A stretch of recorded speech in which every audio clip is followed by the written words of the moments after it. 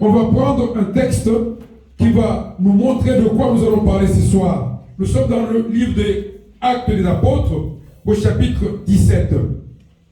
Et le chapitre 17 parle de beaucoup de choses. C'est Paul et Silas qui sont tout simplement malmenés parce qu'ils sont en train d'essayer de ramener les gens du monde à Jésus-Christ. Ils sont allés chez les Thessaloniciens, chez les Béréens aussi. Et dans le chapitre 17, on arrive maintenant au verset 26. Avant d'arriver au verset 26, qu'est-ce qui se passe? Il est invité par les philosophes, les épicuriens, les stoïciens, qui lui disent quelle est cette nouvelle doctrine que tu es en train d'essayer de nous apprendre. Et il va répondre parmi les questions, celles qui nous concernent toi et moi ce soir. C'est Acte 17 à partir du verset 26 jusqu'au verset 29. Alors, on va se lever pour honorer la parole de notre Dieu, celle pour laquelle nous sommes venus ce soir, réunis en ces lieux de prière. Il est dit ceci, Acte 17, verset 26 à 29. Il parle de Dieu. C'est Paul qui est en train de parler. Il a fait que tous les hommes, sortis d'un seul sang, habitassent sur toute la surface de la terre, ayant déterminé, la durée des temps et les bornes de leur demeure. Verset 27, il a voulu qu'ils cherchassent le Seigneur et qu'ils s'efforçassent de le trouver en tâtonnant, bien qu'il ne soit pas loin de chacun de nous. Verset 28, car en lui nous avons la vie, le mouvement et l'être. C'est ce qu'ont dit aussi quelques-uns de vos poètes. De lui, nous sommes la race. Verset 29, ainsi donc, étant la race de Dieu, nous ne devons pas croire que la divinité soit semblable à de l'or, à de l'argent ou à de la pierre sculptée par l'art et l'industrie de l'homme. Amen, parole du Seigneur. Amen. On peut s'asseoir. Et le thème que nous allons voir ce soir, c'est tout simplement vaincre ses limites. Amen. Dieu est en train de, par la voix de l'apôtre Paul, nous expliquer que l'homme que tu vois là, celui que tu es, celui que je suis, a été créé par Dieu. Nous venons tous d'un même sang, le sang d'Abraham. D'Adam et Ève, je voulais dire. Et spirituellement, nous sommes les enfants d'Abraham par la circoncision de cœur. Il dit que tous ceux-là qui ont le même sang, vous habiterez toute la surface de la terre. Donc il n'y a pas de borne pour toi et pour moi. Donc il n'y a aucune limite, toute la surface de la terre. Il continue. Il a déterminé quoi? Le temps de vie que tu auras sur la terre. Les bornes que tu auras aussi, c'est-à-dire ce que tu auras comme argent, comme maison, tout ce que tu voudras, tu auras. C'est lui qui détermine. Ce n'est pas un homme. Il continue. Mais pour ça, il nous a laissé le chercher. Comment? En tâtonnant. Même si on tâtonne, il n'est pas très loin. Si on le cherche de tout notre cœur, il est à côté de nous. Il continue. Car en lui, nous avons trois choses. La vie, le mouvement et l'être. Trois choses pour lesquelles, tous les jours, nous nous approchons de Dieu. C'est Dieu qui nous donne le mouvement, ce que je suis en train de faire. C'est Dieu qui nous donne l'existence que nous avons en nous renouvelant le souffle de vie. Et puis la vie, c'est lui qui nous la donne aussi, la vie spirituelle. Car l'Esprit de Dieu est en toi et en moi. C'est ce qui nous fait vivre. Il continue. C'est pour cela qu'on nous appelle la race de Dieu. C'est pour ça qu'on nous appelle la race de Dieu. Pourquoi la race de Dieu? Ah, là, c'est encore mieux. Il explique que les hommes ne doivent pas regarder leurs acquis, l'or, l'argent, les industries, les pierres sculptées comme étant des dieux. Dieu n'est pas dans ces choses-là. Il n'y a qu'un seul Dieu, c'est celui qui nous a tous créés. Et pourtant, nous allons voir dans les textes que l'homme que tu es, l'homme que je suis, la femme que tu es, si tu peux faire cela, nous mettons nous-mêmes des limites. Et nous devons vaincre ces limites parce que, comme il a dit ici, nous n'avons aucune limite si ce n'est celle que lui-même, le Dieu, a établie dans nos vies. La limitation, beaucoup pensent que la limitation, c'est toujours les effets de nos arrière-grands-parents, de mon mari, de ma femme, de mes enfants, de ceci. Non, il y a certaines limitations qui viennent que de toi-même. C'est pour ça, cette série, c'est que le thème ici nous a été inspiré par le même thème qu'on a eu pendant notre période de jeûne et prière. C'était que nous devons tout simplement passer de l'impossible au possible. Et cela, bien sûr, il faut la prière. Bien sûr, il faut tout ça. Mais est-ce que toi-même, tu travailles sur ça aussi?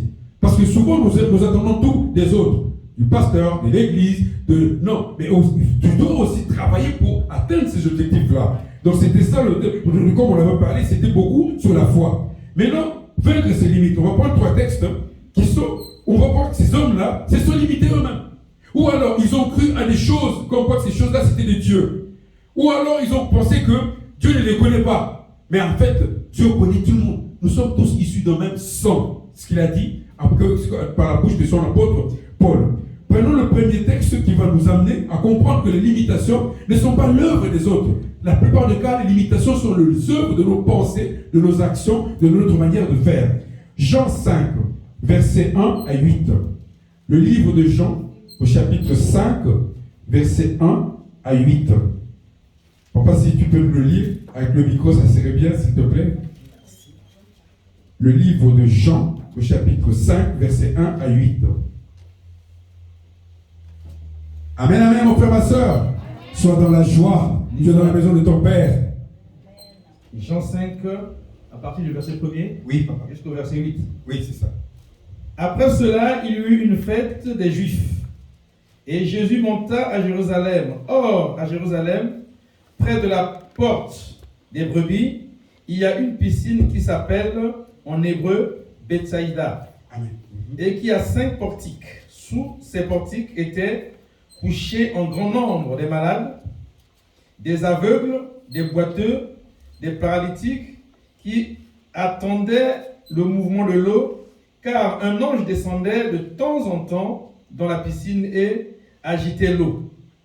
Et celui qui y descendait le premier après que l'eau avait été agitée était guéri, quelle que fût sa maladie. Là se trouvait un homme malade depuis 38 ans. Jésus l'ayant vu couché et sachant qu'il était déjà malade depuis longtemps, lui dit, « Veux-tu être guéri ?» Le malade lui répondit, « Seigneur, je n'ai personne pour me jeter dans la piscine quand l'eau est agitée. Et pendant que j'y vais, un autre descend avant moi. Lève-toi, lui dit Jésus, prends ton lit et marche. » Amen. Amen.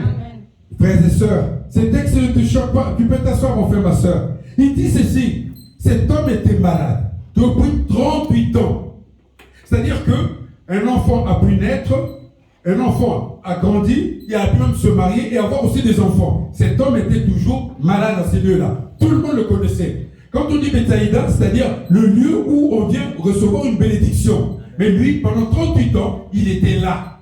Et qu'est-ce que Jésus, Dieu lui-même en personne, Dieu en chair, lui pose comme question, veux-tu être guéri?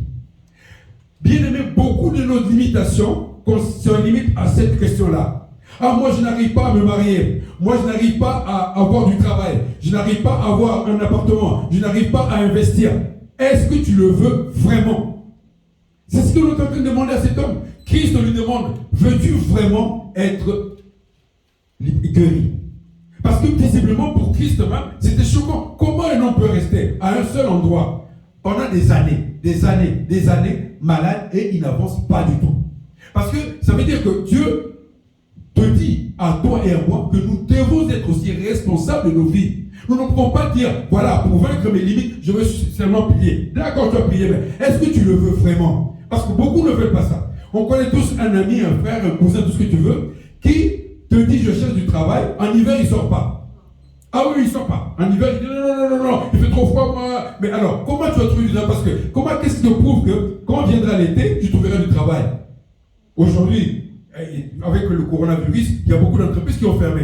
Imaginons maintenant quelqu'un qui a attendu, non, je vais attendre l'hiver 2021 pour chercher du travail. Là, on était en mars 2020 quand on était confiné. Il n'aurait pas du travail aujourd'hui. Donc, que veux-tu, toi, avant de demander à Dieu? C'est la bonne question que tu dois te poser parce que si tu n'arrives pas à placer vraiment tes pieds là où tu veux vraiment avancer, Dieu ne fera rien.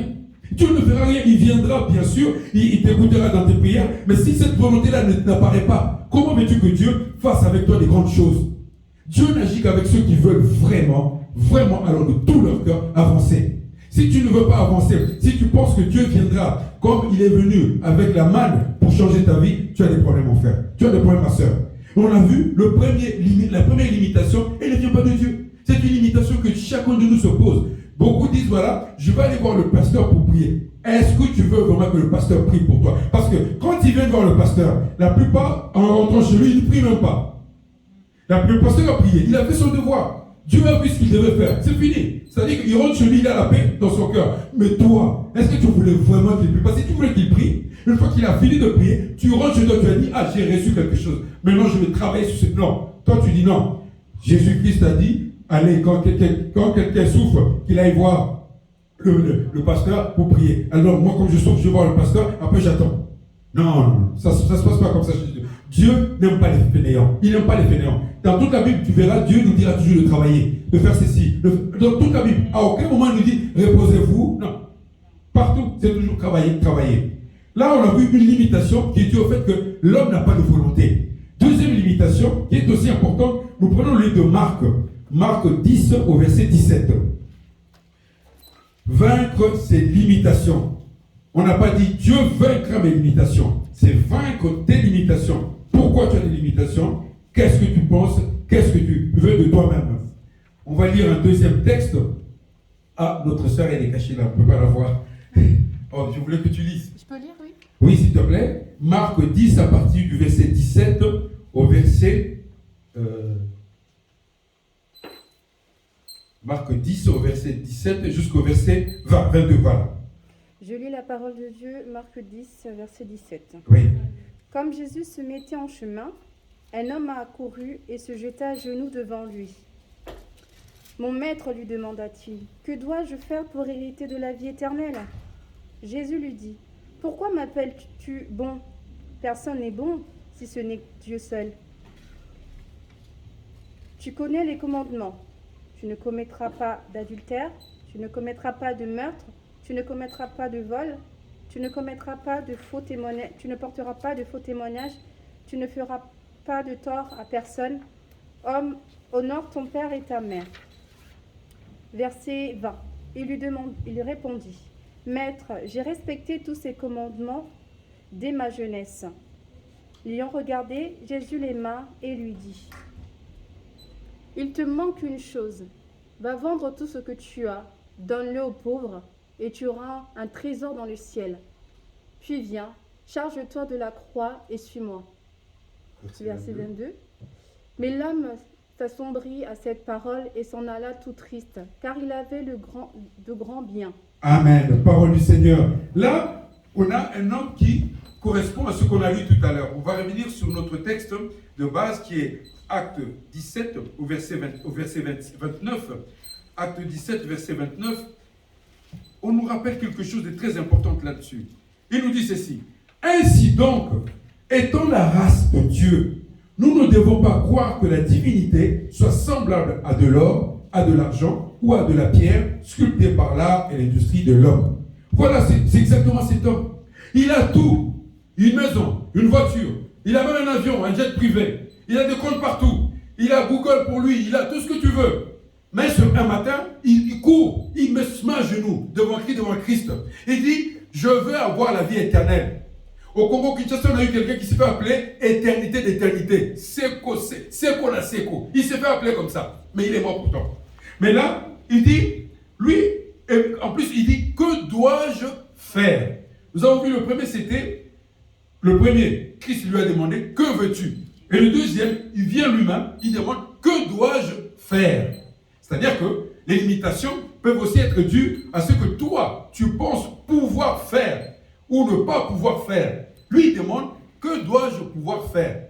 Christ lui fait une révision générale de 10 commandements. Tu ne voleras pas, tu ne tueras pas, tu ne commettras pas d'adultère, tu ne feras pas de faux témoignages. Il lui fait réviser tous les 10 commandements. Mais Christ réalise que l'homme n'est toujours pas convaincu. Parce que l'homme lui répond, ah oui, moi j'ai fait ça depuis que j'étais enfant.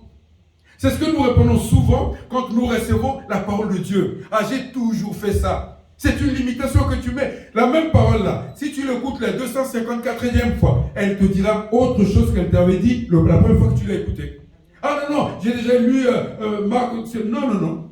Dieu dit, ma parole, elle a été éprouvée par le fer. Elle a été éprouvée à tout lieu. Donc, quand tu l'écoutes, elle ne vient pas pour juste caresser ta joue. Non, elle vient pour inonder, pour ne pas inonder, plutôt féconder ce qu'elle n'a pas pu féconder la première fois que tu l'as écouté. La parole ne descend pas juste parce qu'il y a eu un prédicateur. Non, elle a toujours un objectif dans la vie de celui ou celle qui la reçoit. Et là, il dit, que dois-je faire?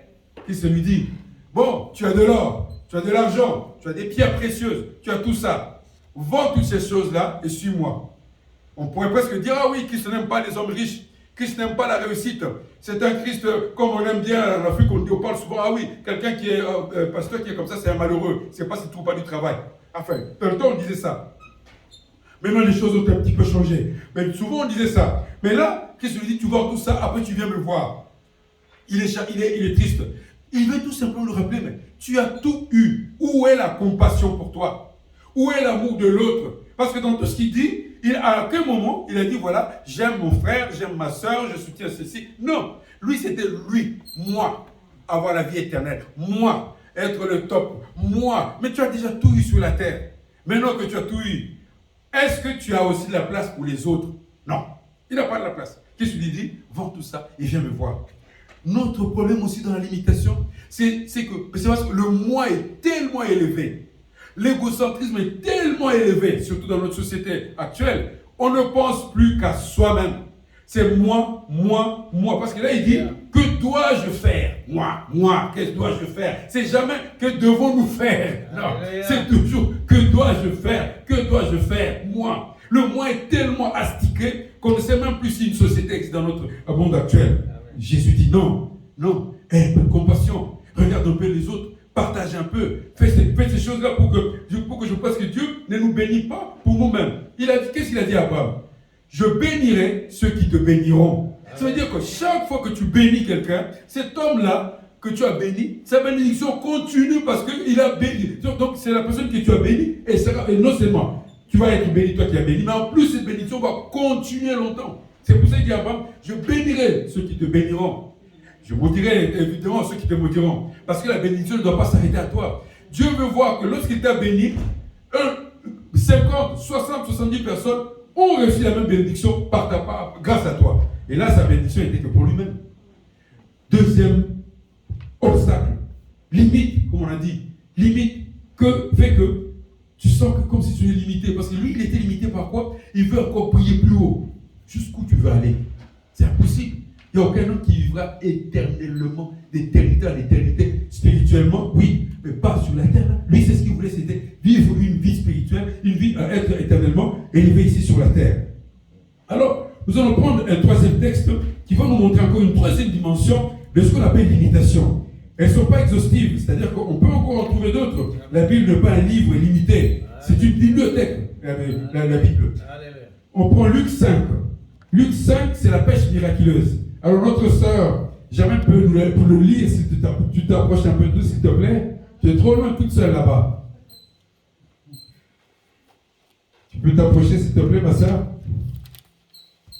Luc 5, à partir du verset 1 jusqu'au verset 8.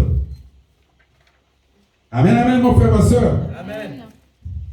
On a la victoire dans le nom puissant de Jésus-Christ. À 8. Ah oui, je lis dans le nom de Jésus. Amen. Comme Jésus se trouvait auprès du lac de Génézareth, Oui. et que la foule se pressait autour de lui pour entendre la parole de Dieu, il vit au bord du lac 2 barques d'où les pêcheurs étaient descendus pour laver leurs filets. Il monta dans l'un de ces barques qui était à Simon, et il pria de s'éloigner un peu de terre. Puis il s'assit et de la barque il enseigna la foule. Lorsqu'il eut cessé de parler, il dit à Simon, « Avance en pleine eau et jette vos filets pour pêcher. » Simon lui répondit, « Maître, nous avons travaillé toute la nuit sans rien prendre, mais sur ta parole, je jette le filet. » Ayant jeté, il prit une grande quantité de poissons et leur filet se rompa. Il fut signé à leurs compagnons qui étaient dans l'autre barque de venir les aider. Ils viennent et ils remplissent les 2 barques au point qu'elles fondaient. Quand il vit cela, Simon-Pierre tomba à genoux de Jésus et dit, « Seigneur, retire-toi de moi, parce que je suis qu'un homme pécheurs. Amen. Parole du Seigneur. Merci, ma soeur. On nous apprend encore une histoire ici. Dans celle-ci, c'est un homme qui a une tradition de pécheur. C'est un homme qui a toujours travaillé comme toi et moi pour gagner sa vie. C'est un homme qui ne connaît pas le chômage. C'est un homme dont la famille a toujours gagné son pain à la sueur de leur front. C'est un homme qui connaît un métier. Ils ont un métier depuis 3, 4, 5 générations. C'est un homme à qui on ne surprendrait pas, si on lui dit, il ne sera pas surpris si on lui dit, voilà, là il n'y a pas de poisson, à tel moment il faut passer. Cet homme-là connaît ton boulot. Cet homme-là travaille, c'est un professionnel. Cependant, il n'arrive pas à recevoir ce dont il est en train de travailler, de suer comme ça pendant toute une nuit. Pourquoi? Parce que cet homme travaille selon son intelligence, qui est limitée. Cet homme travaille selon sa force physique, qui est limitée. Cet homme travaille selon ce qu'on lui a appris depuis de génération et de générations, qu'à 10 heures du soir, il y a du poisson à tel endroit. Tu es limité, toi, moi, comme moi, mon frère, ma soeur, nous sommes limités.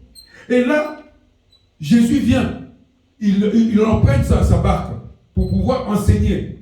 Il lui fait grâce, c'est-à-dire que Jésus vient jusque chez lui pour lui parler, pour lui dire, non, prête-moi ta barque afin que je puisse enseigner. Parce qu'avec la barque, il s'est trouvé un petit peu en hauteur par rapport à ceux qui étaient venus suivre l'enseignement. Il y avait une foule. Après, il lui dit, bon, maintenant, tu vas pêcher.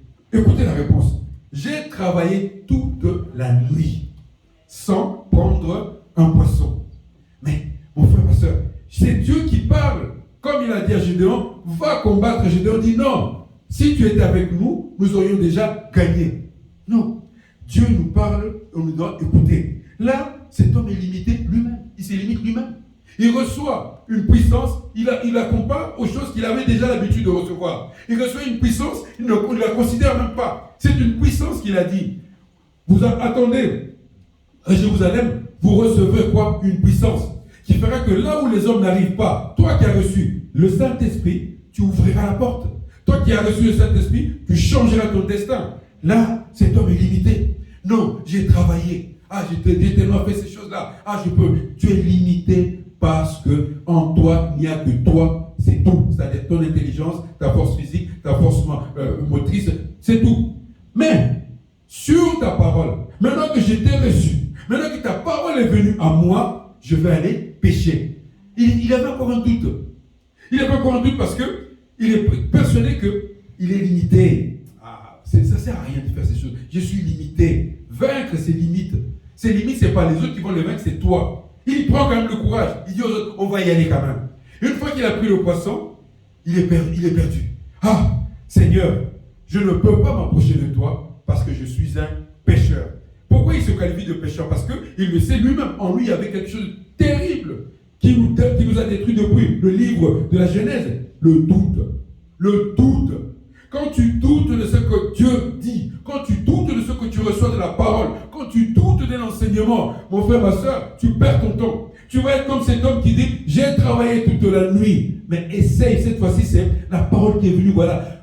Un serviteur de Dieu peut dire dans cette assemblée, quelqu'un qui fait tel commerce, quelqu'un qui fait tel travail, quelqu'un qui est occupé à ceci ou à cela, cette année c'est la tienne, tu auras ça, tu vas répondre comme lui. J'ai déjà travaillé. Non! Ça, c'est te mettre une limite. Tu te mets une limite toute seule ou tout seul.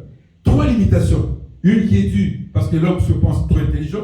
Une qui est due au fait que l'homme pense que avec ce qu'il a acquis comme bien matériel, il peut s'acheter la vie éternelle. Parce qu'il dit, va voir, mais maintenant que j'ai tout, j'ai une belle voiture, j'ai une belle maison, j'ai 3 immeubles, j'ai tout le Manhattan à moi, j'ai le Champs-Élysées à moi, maintenant je peux avoir la vie éternelle. Non, ça ne se passe pas comme ça. Et puis, un troisième qui, lui, tout simplement, il est persuadé que pour faire des choses, il faut que ça dure longtemps, 38 ans. Même Christ est étonné.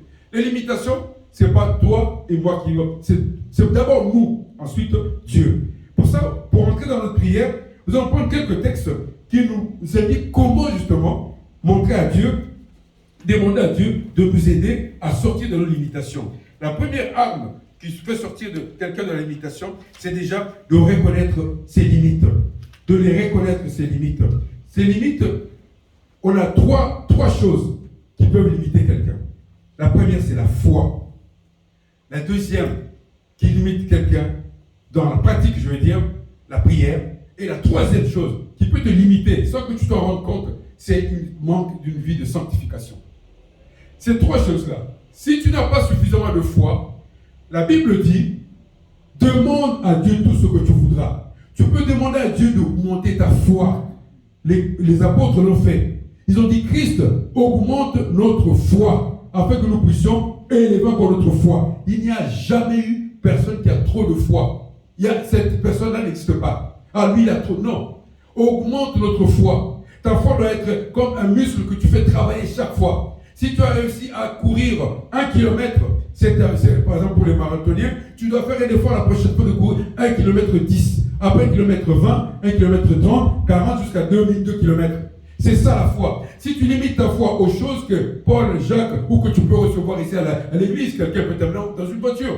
Où est la foi là-dedans? Quelqu'un peut te donner, te bénir avec un peu d'argent. Où est la foi là-dedans? Tu dois toujours mettre ta foi à l'épreuve. Et c'est comme ça que tu vaincras tes limites. Ah, moi, je sais que dans ma famille, on est limité à 2 enfants. Moi, je vais en faire 3. Et à partir de ce moment-là, ta foi aussi va suivre ce que tu dis. Sinon, ta foi va en rester comme l'autre là. J'ai travaillé toute la nuit. Ou alors, comme l'autre là, maître, tu le sais, quand je vais rentrer dans l'eau, les autres viennent déjà. Il n'y a personne pour me mettre dans l'eau. Comment peux-tu construire ta vie autour? Il faut que quelqu'un vienne me mettre dans l'eau. Quand on ne me met pas dans l'eau, je n'ai rien. Non, non. Augmente ta foi. La foi doit être l'arme la première sur laquelle tu dois travailler. La deuxième, la prière. Nous avons dit la prière, pourquoi? Parce que la prière, c'est l'unique, le seul moyen par lequel nous frappons à la porte de Dieu. Nous frappons à la porte de Dieu jusqu'à ce qu'il ouvre. Nous connaissons tous l'histoire de la veuve et de juge unique. Le juge unique a dit, je n'en peux plus. Il faut que je lui fasse droit, sinon elle continuera à me casser les oreilles. C'est ce que tu attends de nous. Tu es quelqu'un qui prie pour une situation, tu es quelqu'un qui veut changer. Alors, vaincre tes limites. Tu ne pourras pas le faire avec ton intelligence, ta force physique, ton mental. Non. Tu dois avoir une prière autre que celle que tu as toujours fait d'habitude, qui fera que tu vas vaincre cette limite-là. Cette limite qui fait que tu n'arrives pas à monter. Troisièmement, nous avons dit la sanctification. Dans notre assemblée, heureusement, nous sommes une assemblée qui a toujours enseigné que toutes les portes s'ouvriront uniquement à ceux et à celles qui sont dans notre assemblée, qui choisissent la vie de sanctification. Beaucoup pensent que la vie de sanctification, c'est une vie dans laquelle tu le regardes, et donc tu vis comme, alors tu marches comme ça. Donc non. La vie de sanctification, c'est juste faire attention à ce que tu reçois comme parole de Dieu. La parole de Dieu ne nous dit pas, voilà, vous allez l'habiter non, on va revenir dans le texte qui le dit mieux. Parce que là, sinon, ça sera moi qui parle. Qu'est-ce qui est dit dans le livre, dans l'acte 17? Acte 17, il dit ceci. Il dit, verset 26, il a fait que tous les hommes sortis d'un seul sang habitassent où? Sur la surface de la terre.